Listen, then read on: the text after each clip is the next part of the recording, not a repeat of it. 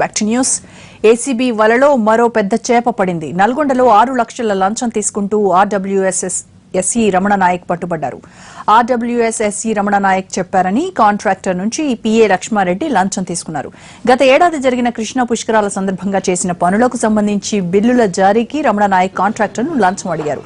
దీంతో విసిగిపోయిన కాంట్రాక్టర్ పక్కా ప్లాన్తో ఏసీబీకి సమాచారం ఇచ్చి లక్ష్మారెడ్డిని పట్టించారు.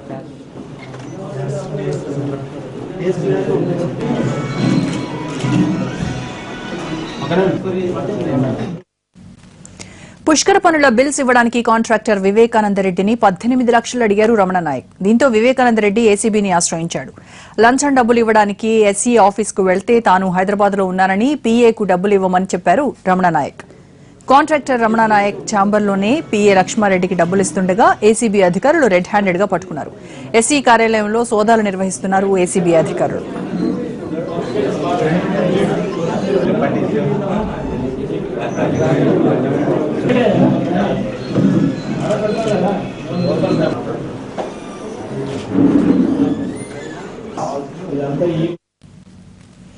అగ్రిగోల్డ్ బాధితులు రోడ్డెక్కారు. వందలాదిగా కలెక్టరేట్ ముట్టడికి ప్రయత్నించారు. తమకు న్యాయం చేయాలంటూ గుంటూరు కలెక్టరేట్ ఎదుట నిరవధిక నిరాహార దీక్షలతో గత 5 రోజుల నుంచి ఆందోళనలు చేస్తున్నారు బాధితులు.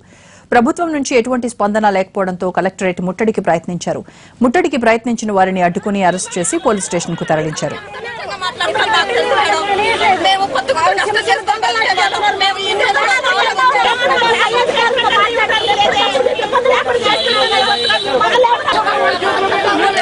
ప్రభుత్వము పోలీసుల తీరుపై మండిపడుతున్నారు బాధితులు. తమ డబ్బులు తమకు ఇప్పించమంటే అరెస్టులు చేయడం ఏంటని ప్రశ్నిస్తున్నారు. ఇప్పటికే 100 మంది అగ్రిగోల్డ్ బాధితులు ఆత్మహత్య చేసుకున్నారని, డబ్బులు తిరిగి రాకపోతే తమ పరిస్థితి కూడా అదే అవుతుందని ఆందోళన వ్యక్తం చేశారు.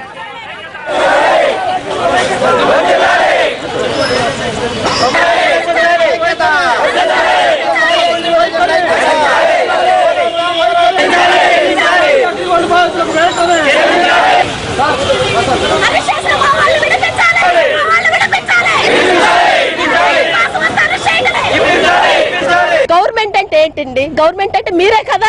ఇప్పుడు మీరు ఎన్ని సంవత్సరాలు పరిపాలించి మీరు జ్ఞాన దహిలు కదా, మీకు ఎంత జ్ఞానం ఉంది కదా. ఆ జ్ఞానంతో ఈ అగ్రిగోల్డ్ కస్టమర్లందరికీ మీరు న్యాయం చేయండి. నెక్స్ట్ మీరు ప్రతిపక్ష నాయకులకి మీరు ఒక మాట మాట్లాడుతున్నారు, ఎదుటి మనుషులకి మీకు డిపాజిట్లు కూడా రావని ప్రతిపక్ష నాయకులతో మీరు మాట్లాడుతున్నారు. కానీ మీరు గనక అగ్రిగోల్డ్ కస్టమర్లకు న్యాయం గనక చేయకపోతే అదే డిపాజిట్లు మీకు కూడా రావని ఈ అగ్రిగోల్డ్ పరంగా మేము తెలియజేస్తున్నాం సార్. ఇప్పుడు అమ్ముతారండి మీరు ఎన్ని కోట్లు, ఎన్ని రోజులు కమ్మి ఎన్ని సంవత్సరాలకు మీరు డబ్బులు ఇస్తారు?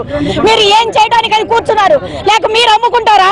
లేక మీరు దోచుకుంటారా? మీరు దోచుకోవాలని మీరు సంపాదించుకోవాలనుకుంటున్నారా? న్యాయం చేయండి, మా కస్టమర్లకు మాకు న్యాయం చేయండి. ఏజెంట్లు చచ్చిపోతున్నారు, కస్టమర్లు చచ్చిపోతున్నారు.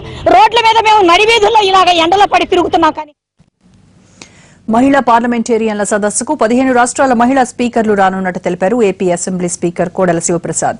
మహిళా సాధికారతపై అమరావతిలో డిక్లరేషన్ చేస్తామన్న ఆయన ఫిబ్రవరి 12న ప్రత్యేక రన్ నిర్వహిస్తున్నట్టు చెప్పారు. పార్టీలకు అతీతంగా ఈ సదస్సులో పాల్గొన్నారని, వైసీపీ, టీఆర్ఎస్ నేతలకు కూడా ఫోన్లు చేసి ఆహ్వానించామన్నారు.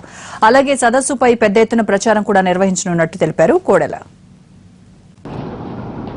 ఫిబ్రవరి 10, 11, 12 తేదీల్లో జరగబోతున్నటువంటి నేషనల్ ఉమెన్ పార్లమెంట్కి సంబంధించి ఈరోజు ఎలక్ట్రానిక్ మీడియాకి సంబంధించినటువంటి ఎంఎస్ఓలందరితో కూడా సమావేశం ఏర్పాటు చేసుకున్నాం.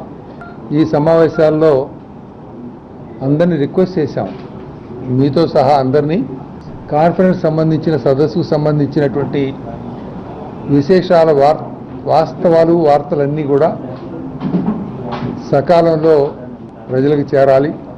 రెండోది, ఈ కేబుల్ నెట్వర్క్ సిస్టమ్స్ ఉన్నాయి, వాటన్నిటిలో కూడా ప్రత్యేక హోదా కోసం పోరాడుతున్న వారిని అరెస్టు చేయడాన్ని నిరసిస్తూ విజయవాడలో ధర్నాకు దిగారు వామపక్ష నాయకులు. రాష్ట్రంలో పోలీసు రాజ్యం నడుస్తోందని, అప్రకటిత ఎమర్జీ కొనసాగుతోందని మండిపడ్డారు. హోదా కోసం రాష్ట్రంలో అన్ని పార్టీలతో కలిసి ఉద్యమ కార్యాచరణ రూపొందించి ముందుకు వెళ్తామన్నారు సిపిఐ, సిపిఎం నాయకులు.